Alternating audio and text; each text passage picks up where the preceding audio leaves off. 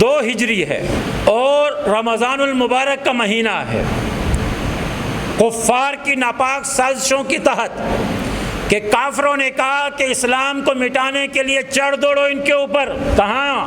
مدینہ کی طرف۔ تو اللہ کے نبی صلی اللہ علیہ وسلم کو یہ خبر پہنچی تو آپ نے غزوہ بدر کو سجانے کے لیے یہاں سے صحابہ کرام کو اطلاع دی، اکٹھے ہوئے صحابہ کرام، پہلا اسلام کا غزوہ ہے، پہلے غزوے کے لیے جب جانے لگے تو حضرت عثمان غنی رضی اللہ تعالیٰ عنہ کے دل میں بھی یہ بےتابی تھی کہ میں بھی اللہ کے دین کے لیے اس میدان کو لڑوں، میں بھی شہادت کے رتبے کو پہنچوں۔ اللہ کے نبی صلی اللہ علیہ وسلم نے کہا عثمان کو میرے پاس بلاؤ۔ عثمان کیا حال ہے؟ یا رسول اللہ دل سرشار ہے کہ میں بھی اللہ کے دین کے لیے اپنے آپ کو پیش کروں۔ تو آپ نے فرمایا رقیہ کا کیا حال ہے؟ کیونکہ حضرت رقیہ رضی اللہ تعالی عنہا انہی دنوں میں سخت بیمار تھی، شدید قسم کی بیماری ان کے اوپر تھی۔ تو آپ نے فرمایا رقیہ کا کیا حال ہے میری بیٹی کا؟ تو حضرت عثمان غنی نے فرمایا یا رسول اللہ ان کی طبیعت ٹھیک نہیں ہے۔ تو آپ نے فرمایا عثمان آپ ٹھہر جائیے، آپ غزوے میں نہ جائیے، غزوے بدر کے اندر آپ میری شہزادی رقیہ کی تیمارداری کے لیے اور ان کے لیے آپ ٹھہریں، ان کا خیال رکھیں، اللہ تعالیٰ آپ کو غزوہ بدر کے مجاہدین کا ثواب عطا فرمائے۔ حضرت عثمان غنی ٹھہر گئے۔ کس کے لیے ٹھہرے بھائی؟ اپنی زوجہ کے لیے۔ کس کے لیے ٹھہرے بھائی؟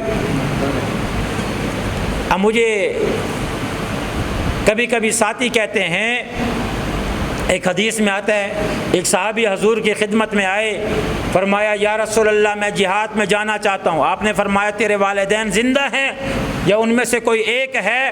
فرمایا یا رسول اللہ دونوں بڑھاپے کی حالت میں ہیں۔ فرمایا جاؤ اپنی ماں اور باپ کی خدمت کرو، یہی تیرا جہاد ہے۔ یہ آپ نے بھی حدیث سنی ہوگی۔ تو لوگ کہتے ہیں ماں باپ کی خدمت کرنا کیا ہے بھائی؟ جہاد ہے۔ تو بھائی ماں باپ کی خدمت جہاد ہے تو بیوی کی خدمت بھی کیا ہو گئی بھائی؟ ہے کہ نہیں ہے بھائی؟ کیونکہ ہمارے ذہنوں میں ماں باپ کی عظمت تو بٹھائی ہے، بیوی کی عظمت بٹھائی نہیں گئی تو اس کی خدمت کے لیے کوئی ثواب نہیں بھائی۔ اگر ایک صحابی رسول کو اس لیے جہاد سے روکا گیا کہ والدین کی خدمت کرو، وہ بڑھاپے کی عالم میں ہیں، اللہ تعالیٰ تمہیں ان کی خدمت میں جہاد کا ثواب عطا فرمائیں گے، تو بال سیم ٹو سیم یہی حضرت رقیہ کے معاملے میں ہے کہ حضرت عثمان غنی کو جہاد سے روکا جا رہا ہے کہ اپنی بیوی کی خدمت کرو، وہ بیماری کے عالم میں ہے، اللہ تعالیٰ اس کے اوپر تمہیں جہاد کا ثواب عطا فرمائیں گے، تو پھر بیوی کے معاملے میں اس خدمت کو کیوں نہیں مانا جاتا؟ اس لیے میرے عزیز ساتھیو، حضرت عثمان غنی رضی اللہ تعالیٰ عنہ رک گئے اور پھر اللہ کے نبی صلی اللہ علیہ وسلم نے بدر کے میدان کو فتح فرمایا۔ واپسی پہ آپ ابھی مدینہ سے باہر ہی تھے کہ آپ کی اس بیٹی کا انتقال ہوا۔ حضرت عثمان غنی رضی اللہ تعالیٰ نے ان کا جنازہ پڑھا کہ ان کو قبر مبارک میں رکھا ہی تھا کہ حضور وسلم کو پتہ چلا، آپ تشریف لے آئے، آپ قبر میں اترے اور آپ نے اپنی بیٹی کے آخری مراحل کے اندر اس میں شمولیت اختیار فرمائی اور آپ کے آنکھوں سے آنسو تھے حضرت رقیہ رضی اللہ تعالیٰ عنہ کی انتقال کے وقت۔ اس کے بعد حضرت عثمان غنی رضی اللہ تعالیٰ عنہ تھوڑا سا غمگین رہنے لگ گئے۔ اللہ کے نبی علیہ السلام تک یہ بات پہنچی کہ حضرت عثمان غنی رضی اللہ تعالیٰ عنہ غمگین ہیں۔ آپ نے ان کو بلایا، بھائی عثمان کیا ہوا؟ فرمایا یا رسول اللہ آپ کے ساتھ جو میری ایک نسبت تھی، رشتہ داری تھی، اور آپ کے اہل بیت کے ساتھ جو میرا تعلق تھا، حضرت بی بی رقیہ کا پردہ فرما جانا یہ میرے دل کے اوپر ایک بوجھ ہے۔ تو اللہ کے نبی صلی اللہ علیہ وسلم نے اپنی ایک بیٹی کی وفات کے بعد اپنی دوسری بیٹی حضرت ام کلثوم جو آپ کی تیسری تھی اور حضرت عثمان رضی اللہ عنہ کی دوسری بیوی بنی، آپ نے اپنی دوسری بیٹی بھی ان کے نکاح میں عنایت فرمائی۔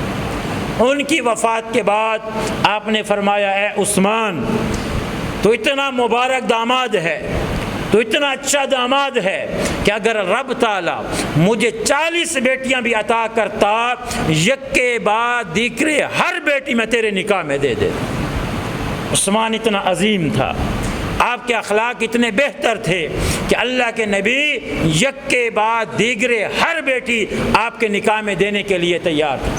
ایک حدیث میں ہے حضرت عثمان غنی رضی اللہ تعالیٰ عنہ کے بارے میں، آپ نے فرمایا کل نبی رفیق و رفیقی فی الجنت عثمان، کہ ہر نبی کو اللہ تعالیٰ جنت میں ایک دوست عطا فرماتے ہیں۔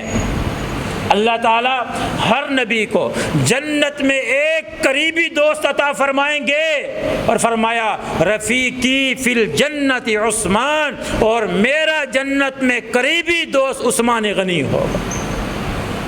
آپ حضرت عثمان کے مقام کو سمجھیں کہ صبر حیا کا پیکر سیدنا عثمان غنی تھے۔ دامادی کا رشتہ دیکھنا ہو تو پھر حضرت عثمان کو دیکھیں، بیٹی کے ساتھ برتاؤ کر سلسلہ دیکھنا ہو حضرت عثمان کی سیرت کو دیکھیں۔ حضرت عثمان غنی رضی اللہ تعالیٰ عنہ نے ساری زندگی اپنی اہلیہ سے اونچی آواز میں بات نہیں کی۔ بے شک میں مانتا ہوں کہ رسول اللہ صلی اللہ تعالی علیہ وسلم کی صاحبزادیاں، انہوں نے زندگی میں موقع ہی نہیں دیا ہوگا اپنے شوہر کو اونچا بولنے کا، یہ میں یقین سے کہتا ہوں، کیونکہ ان کی تربیت رسول پاک صلی اللہ علیہ وسلم نے کی ہے۔